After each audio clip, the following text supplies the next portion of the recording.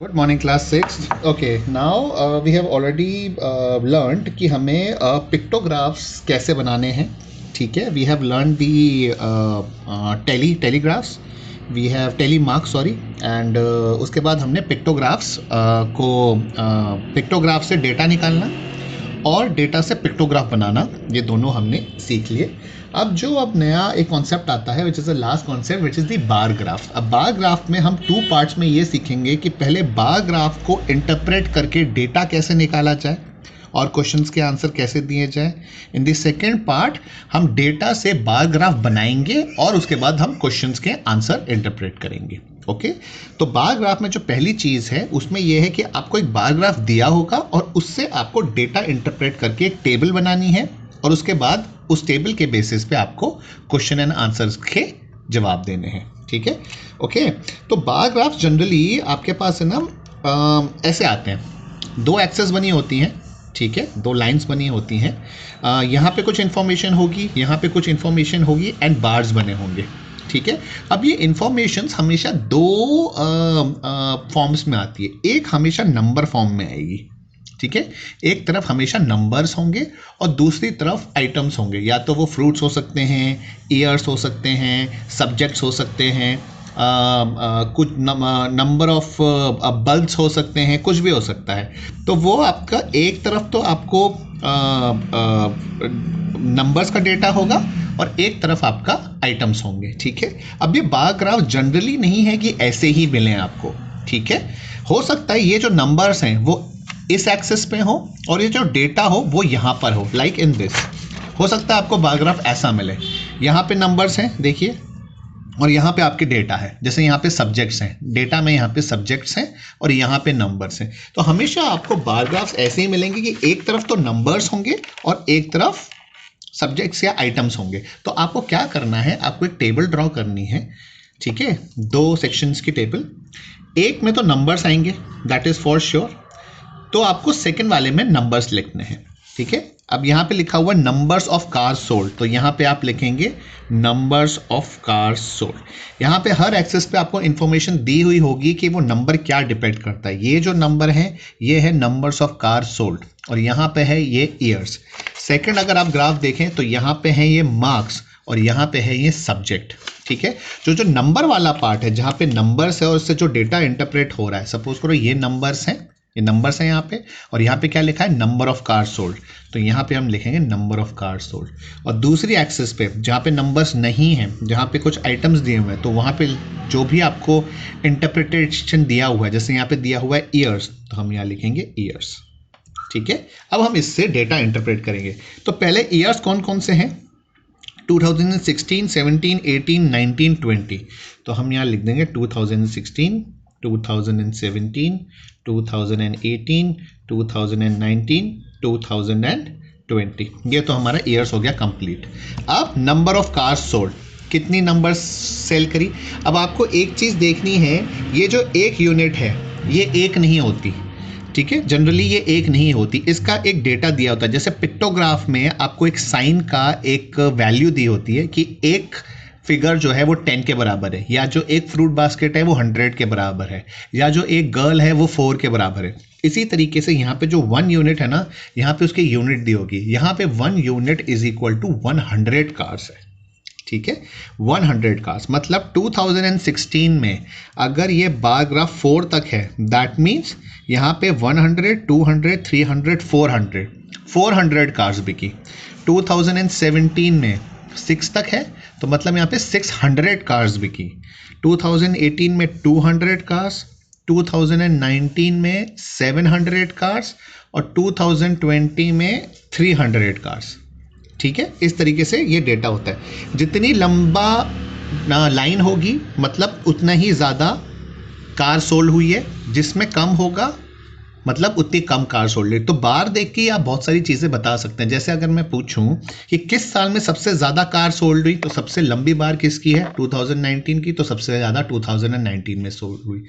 सबसे छोटी बार किसकी है, 2018 में, तो सबसे कम कार्स 2018 में सेल हुई. ठीक है, अब कितनी सेल हुई तो वो आपको एक बार यहाँ से फिगर से देखना पड़ेगा. कितनी हुई, ये यहाँ पे आया 2 पर है. 1 यूनिट 100 है तो 2 यूनिट 200 होगी, तो इसका आंसर हो गया 200 कार्स। इस तरीके से तो आपको यहाँ पे नंबर ऑफ कार सोल्ड का डेटा बनाना है। तो 2016 में देखें, 2016 में 400 कार्स, तो यहाँ पे आप लिखेंगे 400। 2017 में 6 पे आ रहा है तो 600 कार्स, तो यहाँ पे लिखेंगे अपन 600। 2018 में हमने देखा 200 कार्स थी, तो यहाँ पे लिखेंगे 200। 2019 में सबसे ज़्यादा कार सेल है क्योंकि सबसे लंबी बार है 700 कार्स। और 2020 में 3 पे आ रहा है तो ये 300 कार्स। तो ये आपका डेटा तैयार हो गया। अब इस डेटा के बेस पे आपको क्वेश्चंस दिए जाएंगे जो आपको सॉल्व करके उसके आंसर्स लिखने हैं। तो इस तरीके से आपको डेटा इंटरप्रेट करना है। ठीक है, अब एक और ग्राफ करके देखते हैं which is a horizontal graph. अब यहाँ पे क्या है, बार्स ऐसी हैं, ठीक है, और नंबर्स यहाँ पे दिए हुए हैं। ठीक है, तो इसमें भी मेथोडोलॉजी बिल्कुल सेम रहेगी। यहाँ वाला हम नंबर वाला लिखेंगे, नंबर्स क्या है ये, और नंबर को क्या डिपेक्ट कर रहा है, मार्क्स, तो हम यहाँ पे लिखेंगे मार्क्स। नंबर वाला जो भी डेटा है, नंबर्स वाला 1 2 3 4 वाला, वो यहाँ पे आएगा। और यहाँ पे जो आपके आइटम्स हैं अलग अलग सब्जेक्ट्स, तो यहाँ पे सब्जेक्ट्स आएंगे। ठीक है, अब सब्जेक्ट्स कौन कौन से हैं, हिंदी, इंग्लिश, मैथ्स और साइंस है यहाँ पे, तो हम यहाँ पे सब्जेक्ट्स लिख देंगे Hindi, English, maths and science. ठीक है, अब हमें इनके मार्क्स कैलकुलेट करके देखने हैं यहाँ से। तो हिंदी में कितने मार्क्स हैं, 7। अब यहाँ पे हमें देखना है इस एक यूनिट की वैल्यू कितनी है। इस एक यूनिट की वैल्यू है 10 मार्क्स, मतलब ये हो गया 10 marks, 20 marks, 30 marks, 40 marks, 50 marks, 60 marks, 70, 80, 90, 100 marks. तो हिंदी में कितने मार्क्स है, 7 पे है, मतलब 70 मार्क्स है।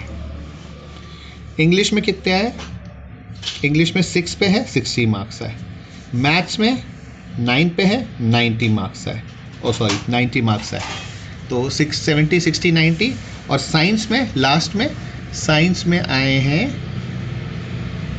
60 मार्क्स। ठीक है, इंग्लिश के बराबर देख रहे हो, इंग्लिश और साइंस के 60 मार्क्स। तो ये आपका डेटा इंटरप्रेट हो गया है इससे। इस तरीके से आप जो ना बार का डेटा निकाल सकते हैं एंड अकॉर्डिंगली फिर आप क्वेश्चंस के आंसर्स दे सकते हैं। ओके, नाउ इसी बेसिस पे आपकी एक एक्सरसाइज है, exercise 9.3। I will show you how it is. अब यहाँ पे भी देखिए, यहाँ पे आपको बार ग्राफ दिया हुआ है। ठीक है, ठीक है, तो यहाँ पे डेटा है कि गवर्नमेंट ने हर साल कितना अमाउंट ऑफ वीट परचेज किया। अब यहाँ पे जो एक यूनिट है, यहाँ पे जो एक यूनिट है, ये वाली जो 1 लाइन देख रहे हो नेक्स्ट, ये है 5000 टन्स। तो ये कितना होगा, ये 5000 tons, 10,000 tons, 15,000 tons, 20,000 tons, 25 and 30। तो ये तो आपके लिए आसान हो गया क्योंकि यहाँ पे ऑलरेडी इन्होंने यूनिट लिख के दे दिया आपको। ठीक है, ये 5000 है, 10 है, ये 15 है, 20 है, 25 एंड 30। ये तो बहुत ही ईजी हो गया।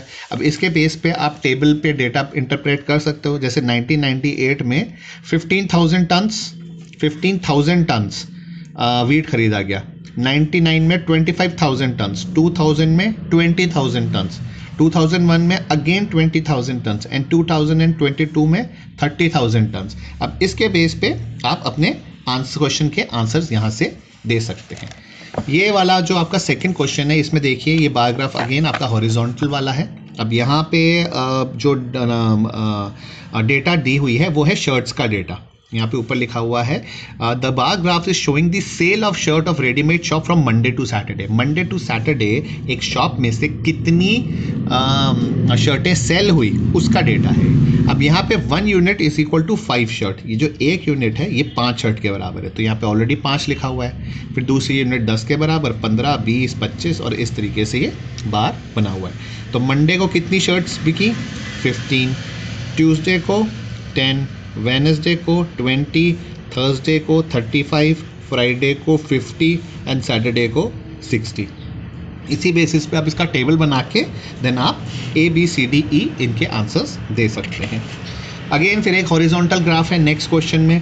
ठीक है, अजीज़ ने हाफिलीज एग्जाम्स दिए एंड उसके डिफरेंट सब्जेक्ट में मार्क कितना है। जो मैंने अभी आपको बताया ना example, it's the same example but इसमें बार्स ना हॉरिजॉन्टल की जगह वर्टिकल है। ठीक है। और वही है 1 unit is equal to 10 marks, तो ये 90 मार्क्स तक है।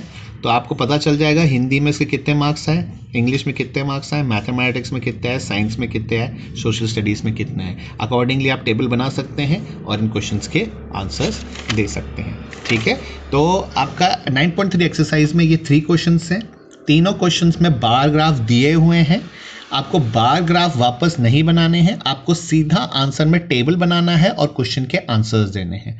तो इस चैप्टर में आपके 3 क्वेश्चंस में 3 टेबल्स बनेंगे और क्वेश्चंस के आंसर्स आएंगे। नेवर माइंड, बट जो भी आपका टेबल है वो आपको पेंसिल से बनानी है। आई रिपीट अगेन, जो भी आप टेबल्स बनाएंगे वो आप पेंसिल से बनाएंगे और क्वेश्चंस के आंसर्स आपको पेन से लिखने हैं। Okay, so your today's assignment is you have to submit exercise 9.3 question number 1, 2 and 3. Okay, once you are done with this, we'll move to the last topic of this chapter, which will be data से bar graph कैसे बनाया जाए। Okay class, तो submit exercise 9.3 and in the next class we'll move to the next topic. Thank you.